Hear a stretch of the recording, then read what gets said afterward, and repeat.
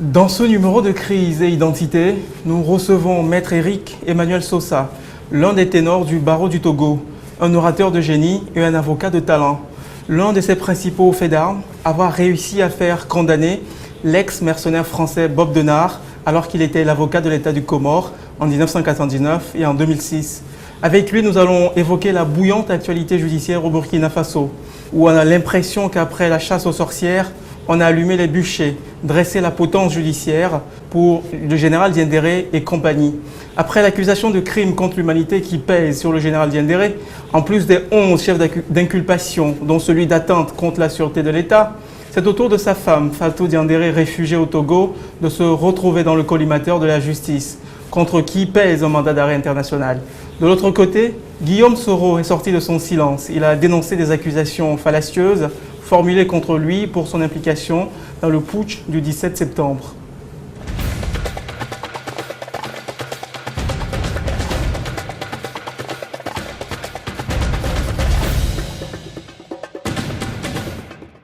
Merci, M. Éric Emmanuel Sosa, d'avoir accepté notre invitation. C'est un plaisir. Voilà, l'actualité du moment au Burkina Faso, c'est le démenti de Guillaume Soro, doublé de le mandat d'arrêt délivré contre Fatou Diendéré. Quel regard vous portez sur ces deux événements? Pour l'instant, ce sont des non-événements. Le démenti de M. Guillaume Soro est un démenti contre une accusation qui, pour l'instant, ne semble fondée sur rien d'autre qu'une affirmation unilatérale d'une personne qui, peut-être, a des raisons politiques de porter de pareilles accusations. On sait que le président Blaise Compaoré réside en Côte d'Ivoire. Il est aisé, dans la mesure où c'est le RSP qui a opéré le coup d'État, d'imaginer quelque complicité que ce soit venant de la Côte d'Ivoire. Mais pour l'instant, à mon sens, ce ne sont que des spéculations auxquelles peut-être des développements futurs donneront crédit ou pas.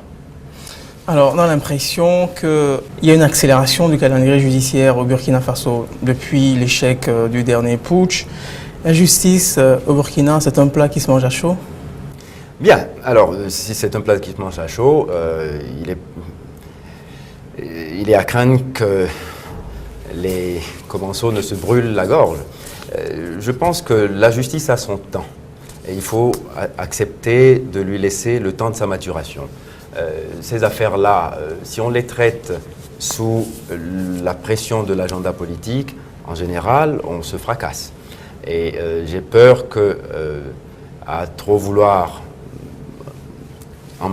trop embrasser, on étreigne mal et qu'on fasse plus mal à l'histoire que de bien. Je pense que la transition, elle arrive à son terme.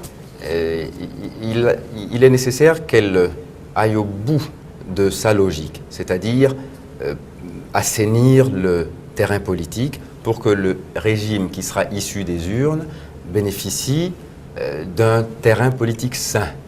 C'est ça la mission principale d'une transition et je pense que pour l'instant, elle est jouée correctement. Sauf que l'agenda judiciaire, coïncidant trop avec l'élan politique, là, pour l'instant, c'est plutôt un élan politicien parce qu'il y a beaucoup de choses qui se mélangent, on a des règlements de compte larvés et je pense que ce n'est pas ce qu'on souhaite de plus pour le Burkina Faso, en tout cas. On a l'impression qu'il y a une certaine surenchère et contre le général Diendéré pèse 12 chefs d'inculpation, et dont la récente qui est celle de crimes contre l'humanité. Est-ce que c'est pas trop ça? Est-ce que les crimes qui lui sont imputés relèvent de cette qualification-là? Bien, là c'est l'avocat qui va parler. Toute accusation qui est portée contre toute personne est d'abord une piste. Il y a un principe cardinal du droit pénal qui est la présomption d'innocence. Je pense que sur l'accusation de crime contre l'humanité et sur les autres d'ailleurs, il doit pouvoir bénéficier de cette présomption d'innocence. À cette seule exception que lui-même, en faisant acte de contrition, a reconnu avoir eu tort de faire le coup d'État. Par rapport à l'accusation de la sûreté de l'État. Absolument. Alors, quand on reconnaît avoir eu tort de faire un coup d'État, il n'y a pas plus grave atteinte à la sûreté de l'État qu'un coup d'État. Donc, il reconnaît ce fait-là, au moins. Qu'il soit jugé pour celui-là, c'est légitime.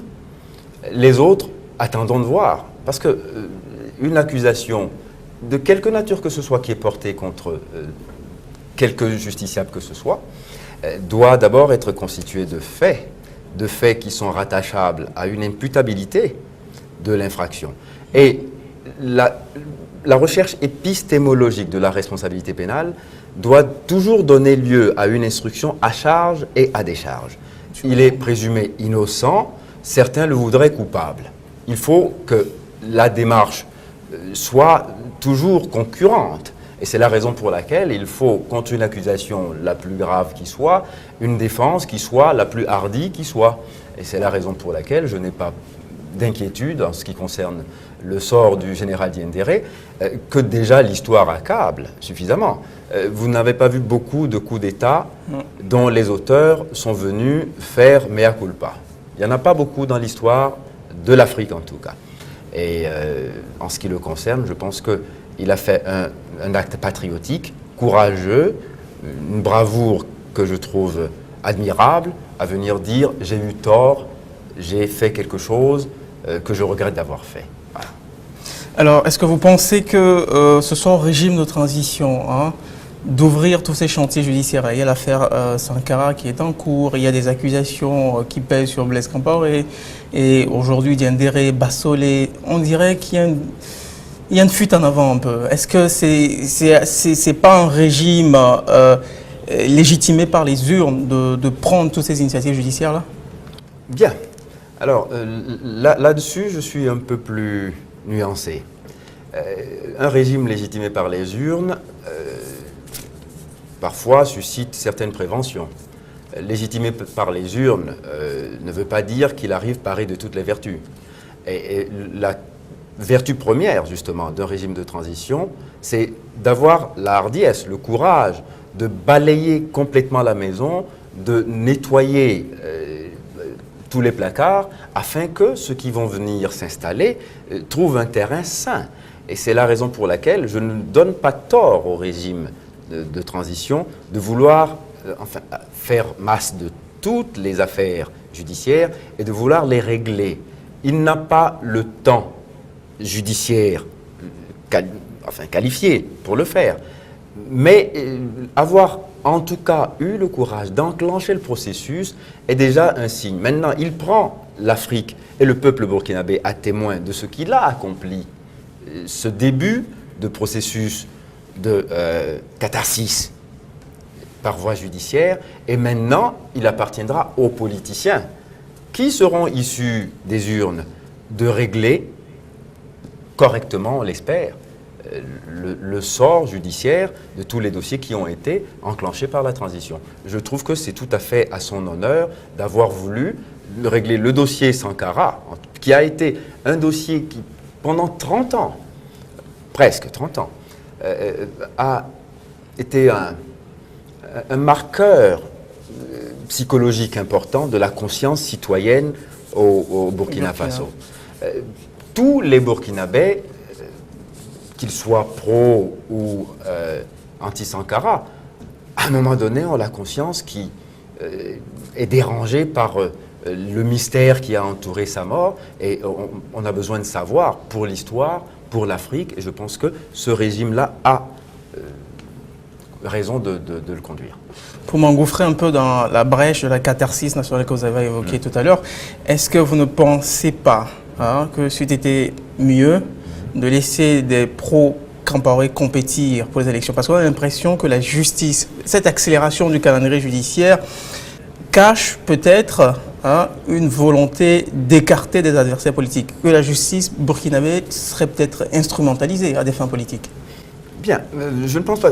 Là, sur le terrain de la loi électorale qui a été contestée et qui a été le prétexte du coup d'État par Diendéré et ses acolytes. Je pense que c'est vrai, c'est discutable d'un point de vue juridique. Mais d'un point de vue politique, c'est compréhensible.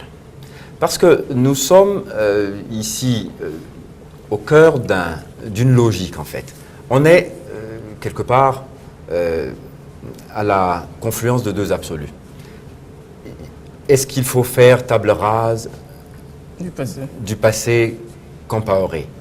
Maintenant, s'il faut le faire, est-ce que c'est possible de le faire? C'est pour ça que je dis qu'il y a deux absolus. On a parfois que la politique de ses moyens, quand on n'est pas les moyens de sa politique. Donc, aujourd'hui, effectivement, vouloir écarter les pro-Compaoré est malsain d'un point de vue juridique. D'un point de vue politique, je dirais, c'est toujours la même chose, c'est vae victis. Quand vous avez perdu, vous avez tous les torts. Et comme on dit, vous avez juridiquement tort parce que vous êtes politiquement minoritaire. Aujourd'hui, on a l'impression qu'il n'y a plus personne au Burkina Faso qui pourrait se revendiquer une quelconque filiation avec Compaoré. C'est devenu le diable personnifié. Alors du coup, il faut absolument s'en détacher. Or, tout le monde sait, et l'observateur de la vie politique africaine que je suis, bon, mais modestement depuis ma chaise d'avocat, c'est que la plupart des acteurs politiques aujourd'hui au Burkina Faso doivent quelque chose à Compaoré. Ils n'étaient rien avant d'être nommés, ils sont devenus quelque chose parce qu'ils ont été nommés par Compaoré à tel ou tel poste. Alors, aujourd'hui, le reniement dans lequel on est, cette espèce de jeu politicien qui consiste à le vomir pour se donner finalement une bonne conscience, mais ne permet pas de se racheter à bon compte une virginité politique. Non. Donc, il y a quelques caciques, quelques irréductibles de la vie politique burkinabé qui peuvent dire « jamais je n'ai mangé du plat de Compaoré », mais ils sont très rares. La plupart d'entre eux ne sont quelque chose aujourd'hui politiquement que parce qu'ils ont été à un moment donné aux côtés de Compaoré. Donc il faut aussi tenir compte de cette réalité-là. Aujourd'hui, peu de voix au Burkina Faso appellent à une amnistie des pro-Compaoré, des ex-putschistes. Aujourd'hui, soutenir l'amnistie, c'est défendre l'impunité au Burkina? Absolument. Soutenir l'amnistie dans quelque régime que ce soit, dans quelques circonstances politique que ce soit, c'est encourager l'impunité. La façon dont l'amnistie du général Diendéré a été vendue par la CEDEAO, oui, par la CEDEAO, par le président Macky Sall, a été quelque chose qui a choqué la conscience citoyenne africaine. Parce que, vous savez, les corps de ces jeunes citoyens burkinabés abattus par les sicaires du RSP étaient encore à la morgue, on ne les avait même pas encore enterrés, que déjà on parle d'amnistier ceux qui les ont tués. Ce n'est pas acceptable et je pense qu'aucune justice ne devrait commencer par l'amnistie d'abord. On doit aller jusqu'au bout de la logique judiciaire qui consiste à dire, écoutez, oui, tel est coupable de tel crime. Ensuite, avoir le courage de lui trouver des faits imputables de façon à ce que l'accusation tienne. Et ensuite, on amnistie. Là, oui. Mais amnistier d'abord. Avant même d'avoir instruit les charges, je trouve que c'est absolument inacceptable. Alors, la logique judiciaire veut que chaque accusé ait un défenseur, un avocat. Alors, nous sommes dans une hypothèse de fiction. Si il vous était proposé de défendre le général Diendéré, accepteriez-vous? Et quelle serait votre stratégie de défense dans ce cas? Est-ce que Gilbert Diendéré est défendable? Absolument. Et c'est avec honneur que je le défendrai. Pourquoi? Parce que aujourd'hui, il est la victime expiatoire de l'histoire malheureuse du Burkina Faso qui est en train de se On a l'impression qu'il s'est offert aussi sur le bûcher aussi. Mais oui, on est d'accord. Ce coup d'État était une bavure. Il l'a reconnu en tant que militaire il l'a reconnu, c'est une bavure. Jugeons-le pour l'atteinte à la sûreté de l'État, mais de grâce, n'allons pas non plus lui imputer tous les crimes. Bientôt, on viendra dire qu'il est responsable de la mort de Jésus-Christ, et il y a des gens qui trouveraient que c'est tout à fait crédible et que c'est normal. Non, je pense qu'il faut être sérieux. Si beaucoup d'auteurs de coups d'État en Afrique avaient, je dirais, la noblesse de Diendéré, l'Afrique s'en porterait plutôt bien. En tout cas, son histoire ne serait pas aussi malmenée. En général, sur le continent, les gens appellent à ce que la justice internationale intervienne, la CPI, pour assurer un procès qui soit le plus juste possible.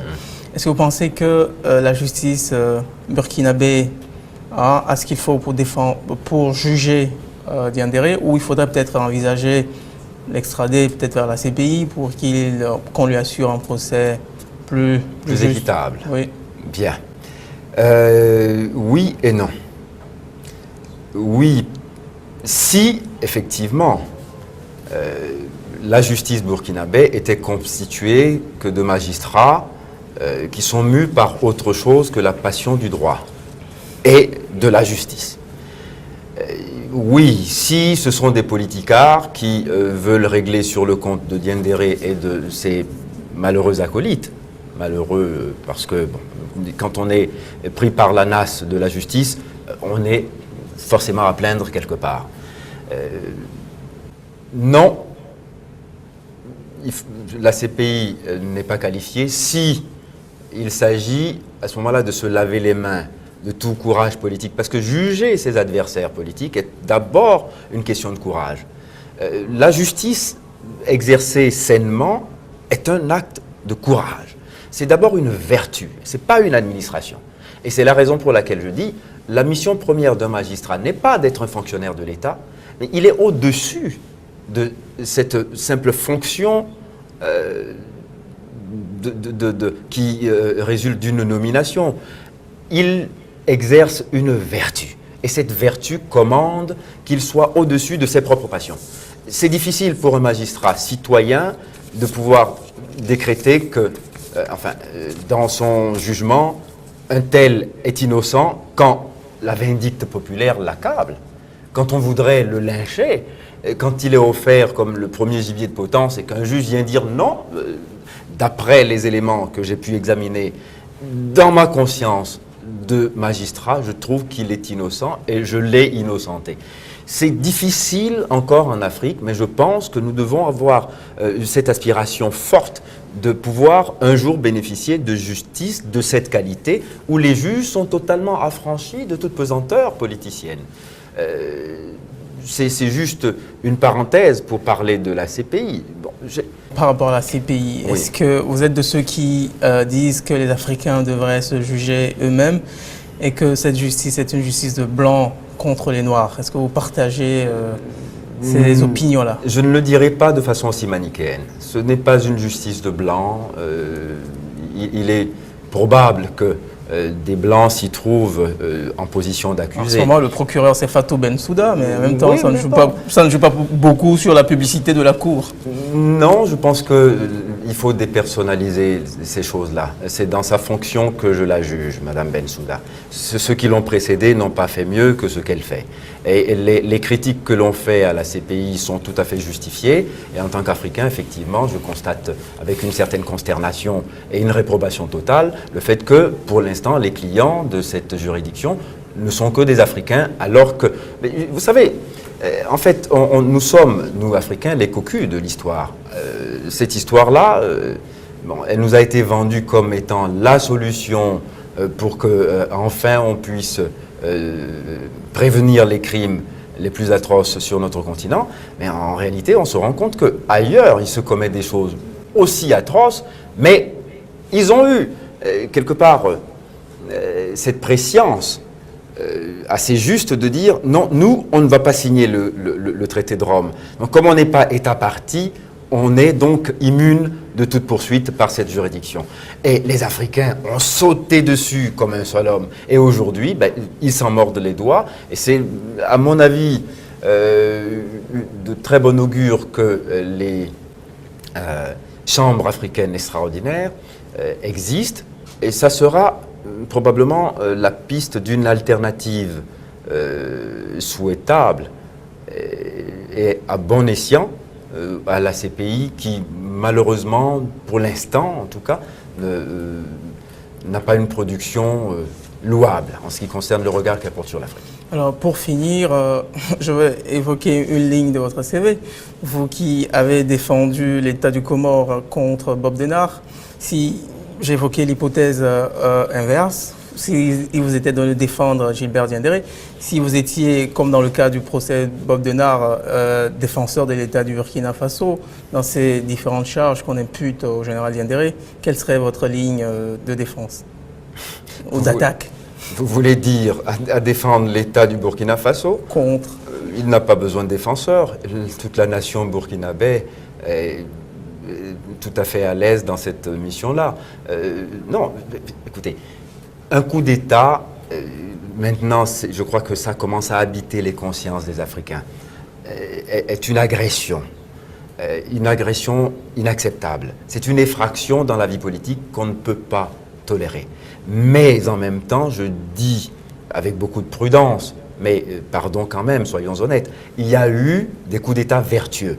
Personne ne me dira que le colonel Salou Dibo, lorsque en 2010, je crois, c'était en février 2010, a mis fin aux velléités du président Tandja Mamadou d'imposer un troisième mandat au peuple du Niger, avait eu tort en permettant à l'armée, comme on dit dans le jargon du coup d'État, de prendre ses responsabilités. Je ne pense pas que ce coup d'État-là ait été condamnable. Mais après avoir fait cette réserve et cette nuance, je dis, allons au fond des choses. Qu'est-ce qui crée les conditions d'un coup d'État? À chaque fois, c'est une défaillance de la classe politique qui met l'armée en scène. Donc il faudrait, pour éviter qu'on ait des coups d'État, que nous ayons des acteurs politiques qui soient eux-mêmes un peu plus citoyens dans leur façon de faire la politique. Qu'ils aient non pas la conscience de leur réélection comme seule ligne de mire et ligne d'horizon, mais qui se disent d'abord, je dois servir. Et servir, ça a un temps. Et il est toujours bienséant, quand on a servi, d'attendre d'être applaudi. On ne peut pas danser et s'applaudir. Et ces gens qui s'imaginent qu'ils sont investis d'une mission prophétique et qu'ils sont les hommes miracles, providentiels, et qu'ils ne peuvent être bien que morts sur le trône, cette classe d'hommes politiques aussi doit passer. Alors, je pense que le temps qui nous est imparti est déjà écoulé. Bon. Je vous aurais écouté jusqu'à X temps. Ouais. Malheureusement, nous tirons vers la fin de cette émission. Ça s'appelle le temps d'antenne. Voilà. Alors, je vous rappelle que nous étions avec Maître Éric Emmanuel Sosa, avocat au barreau du Togo. Et c'est la fin de ce numéro de Crise et Identité. Merci de nous avoir suivis.